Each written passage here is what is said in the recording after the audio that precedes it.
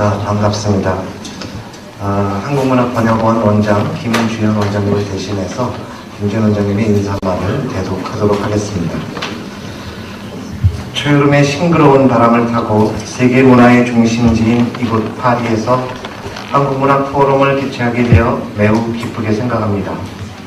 이 포럼은 작년에 열려 이미 좋은 성과를 거둔 바 있는 뉴욕 포럼, 동경 포럼, 북경 포럼과 지난 4월에 열린 베를린 포럼에 이어 열리는 한국문학번역원 포럼의 5번째 행사가 됩니다. 한국문학번역원으로서는 작가, 번역가, 출판인들이 함께 어울려 한국 문화의 전통적인 핵심 자산인 문학을 세계의 모든 분들과 함께 나누고자 하는 한마당 문학축제라고 할 수 있는데, 문화의 꽃인 파리에서 좋은 열매를 거두게 되기를 기대합니다. 파리에는 이미 한국 문학을 사랑하는 훌륭한 작가, 번역가, 그리고 출판인들이 계셔서 적잖은 한국 문학 작품들이 출간된 바 있습니다. 오늘 우리는 파리가 사랑하는 그들 한국 작가들과 함께 왔습니다. 이들은 파리가 그들을 사랑하기 전에 이미 파리를 사랑한 한국의 대표적인 작가들입니다. 파리의 멋진 모습을 보여주시기 바랍니다. 저희들도 한국 정신의 에스프리를 보여드리겠습니다. 이제 파리 포럼은 한국 문화를 잘 아시고 깊은 애정을 갖고 계신 장르의 주대 선생님께서 코디네이터로서 전적인 권한을 갖고 준비해 주셨습니다. 그러나 미흡한 점이 있다면 그 지적은 당연히 번역원에 타질 것입니다. 비록 언어는 달라도 인간에 대한 사랑을 노래하는 문학의 숨결을 이번 파리 포럼과 함께 여러분들이 느껴주시기 바랍니다. 대단히 감사합니다.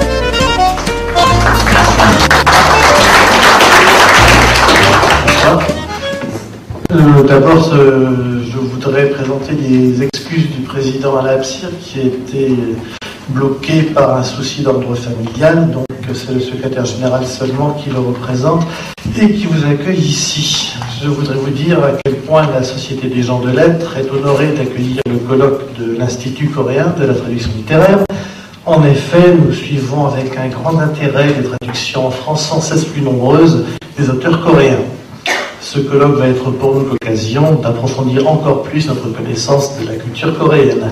Je remercie donc de leur présence le docteur et directeur de l'Institut coréen de la traduction littéraire à Séoul, M. Kim Yu-hoon, le directeur du Centre culturel coréen à Paris, le docteur M. Choi Jung-woo, ainsi que M. Young, avec qui nous avons déjà organisé en ces lieux, l'hôtel de Massa, c'était en 2006, une journée consacrée à la littérature coréenne. Je vois que plusieurs, d'ailleurs, des auteurs sont revenus. Je voudrais aussi, dans la mesure où cela est possible, adresser aux lecteurs coréens les remerciements des auteurs français. Monsieur le Président de la Société des gens de lettres, Monsieur le Directeur de l'Institut coréen pour la traduction littéraire, Messieurs les éditeurs, chers amis de la littérature, je suis très heureux d'être à vos côtés aujourd'hui pour inaugurer ce colloque qui réunit 7 écrivains coréens et français de grand talent. Je le suis d'autant plus que la rencontre se déroule sous l'égide et dans les locaux de cette forte, ancienne et illustre société qui est la Société des gens de lettres. Je veux donc tout d'abord vous remercier chaleureusement, Monsieur Absir, de nous accueillir dans vos murs. Votre présence en tant que président témoigne de l'esprit d'ouverture de votre société et de l'intérêt que vous portez aux écrivains de Corée et aux échanges littéraires. 안녕하세요. 조선일보 논설위원으로 있는 박혜영 기자입니다. 저는 몇 년에 파리 특파원을 되다가 귀국해서 이제 지금 논설위원을 일하고 있습니다. 한국과 프랑스, 한국인이 프랑스 문화를 즐기기 시작한 역사는 이제 100년 가까이 됩니다만 그 긴 역사를 제가 짧은 시간 안에 요령껏 말씀드리겠습니다. 한국에 처음 소개된 그 프랑스 현대소설은 줄 베른의 해저의 이말이었습니다. 그때는 1907년이었습니다. 1907년은 한국 근대사에서 애국 계몽주의 시기라고 합니다. 그러니까 그 당시 한국인들은 줄 베른의 과학을 통해서 어떤 서구 근대 문명의 한 측면을 이해하려고 했던 것 같습니다. 그로부터 3년 뒤 한국은 1910년 일본의 식민지가 됩니다. 그 식민지 상황 속에서 특히 1920년대에 프랑스와 Bonsoir, merci d'être venu. Donc, la littérature coréenne aux éditions Zulma. Les éditions Zulma donc, ont été fondées en 1991 par Laure Leroy et Serge Safran, donc, qui auront 20 ans l'année prochaine. Leur vocation première est de publier, comme le rappelait Gérard Medal, de la littérature française contemporaine de qualité.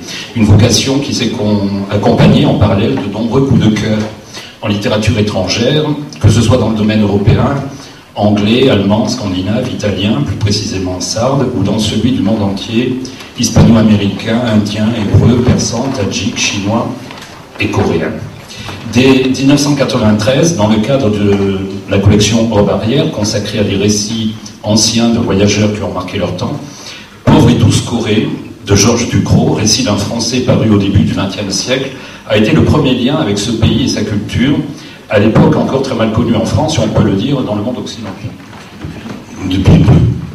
Depuis quelques années seulement, depuis, je crois, 4 ou 5 ans. La maison d'édition qui a, elle, 24 ans, de cycle de 12, publie depuis 24 ans des livres qui concernent tout l'Extrême-Orient. C'est-à-dire des romans, des essais, des livres pour enfants, concernant la Chine, le Japon, la Corée aussi, l'Inde, le Tibet aussi. Et la Corée est venue assez récemment dans le catalogue. Je dois dire, pour être sincère, que j'avais essayé de venir en Corée par la littérature il y a justement une quinzaine d'années. J'avais commencé à publier des romans exigeants, de Ho Jung-hee, des nouvelles aussi. Bon, je vais recouper un instant de votre exposé en lisant une citation d'une traduction. Je me retourne et je lui chuchote à l'oreille. Je n'écrirai pas une lettre, mais autre chose. La pointe du stylo posée sur le papier, elle me regarde et m'interroge. Quoi, par exemple? Moi qui ai 16 ans, je lui murmure un secret que je n'ai jamais dit à personne jusqu'à ce jour. Un poème ou un roman. Ma cousine écarquille les yeux. Tu veux dire que tu veux devenir écrivain? Devenir écrivain, c'est le vœu très juvénile et risqué au fond du moi qui ai 16 ans, dans le livre de Shin Kyung-sok, La chambre solitaire, que vous avez mentionné, titre qui moi m'évoque Virginia Woolf aussi, Une chambre à soi. 특히 프랑스 독자들에 대한 어떤 생각도 해본 적이 없습니다. 단지 제 작품, 그러니까 번역을 해주신 정은진 선생님, 그 선생님이 제 대신 제가 쓴 언어를 프랑스어로 바꿔서 아직 들리지 않는 어떤 미미한 수많은 소리들을 이쪽에 보냈다고 생각을 합니다. 그래서 처음에 가장 고마웠던 것은 제 작품이 아주 번역하기 쉬운 작품이라고 생각하지 않습니다. 그래서 그 작품을 슬픔대에 애를 많이 써주신 번역가 선생님한테 가장 고맙다라는 생각을 가지고 있다.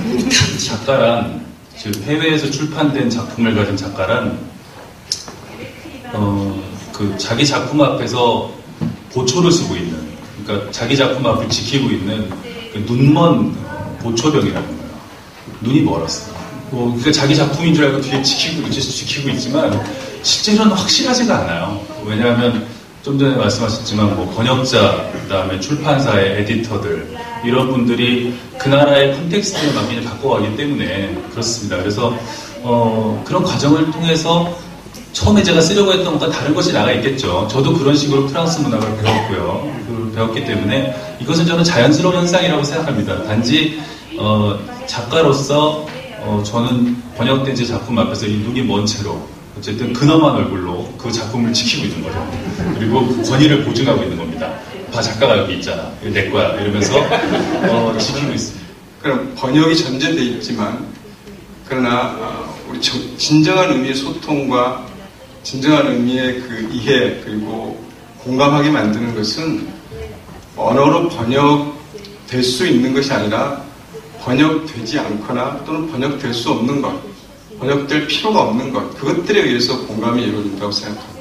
그때문에 가치관이라든지 기억이라든지 뭐 유전자라든지 뭐 이런 요인들이 오히려 그 작가에게 물론 번역된 언어를 통해서지만 그 작가에 공감하게 만들고 그 작품을 읽게 만든다고 생각을 합니다.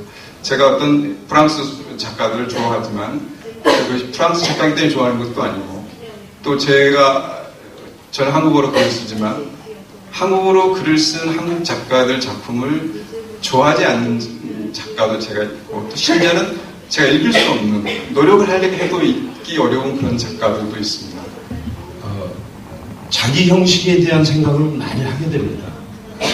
내가 여태까지 배운 그 내러티브 방식, 세계문학의 발전이나 심화 과정을 보면 토착적 내러티브와 그다음에 보편적 내러티브가 서로 갈등하고 뭐 이렇게 하다가 좋아하다가 상생하면서 이렇게 깊이가 생기고 발전하고 그러는 거거든요.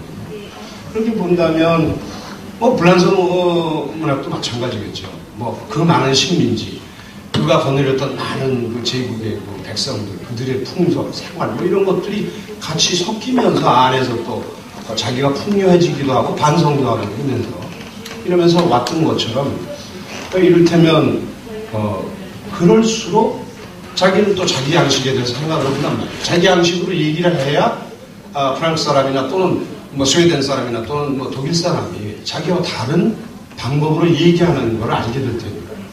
예. 그러니까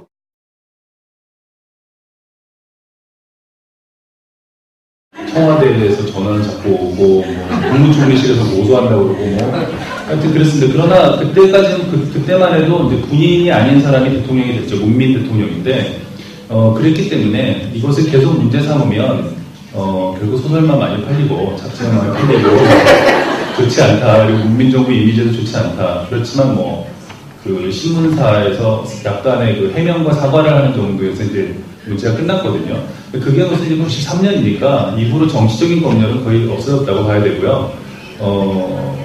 그러나 이제 음란물에 대한 뭐 그것도 이렇게 명시적으로 사전에 검열하지 않습니다만 작가들이 갖고 있는 자기 검열 같은 것은 있습니다. 그러니까 그런 건 있지만 그 정도의 검열은 다른 나라에도 충분히 갖고 있는 수준의 검열이라고 생각하고요. 그 정도로 말씀드리겠습니다. Le premier livre traduit du coréen l'a été en 1892, c'est-à-dire il y a presque 120 ans. Ce livre, c'était l'histoire mythique, bien connue, connue bien sûr de tous les Coréens, l'histoire de Chunhyang, qui a été traduit en français sous le titre de Printemps parfumé, qui est une traduction à peu près littérale du nom Chunhyang, le nom de l'héroïne. Cette traduction a été faite par un auteur qui a laissé son nom en français, Remy Aîné, l'auteur célèbre de La Guerre du Feu. Et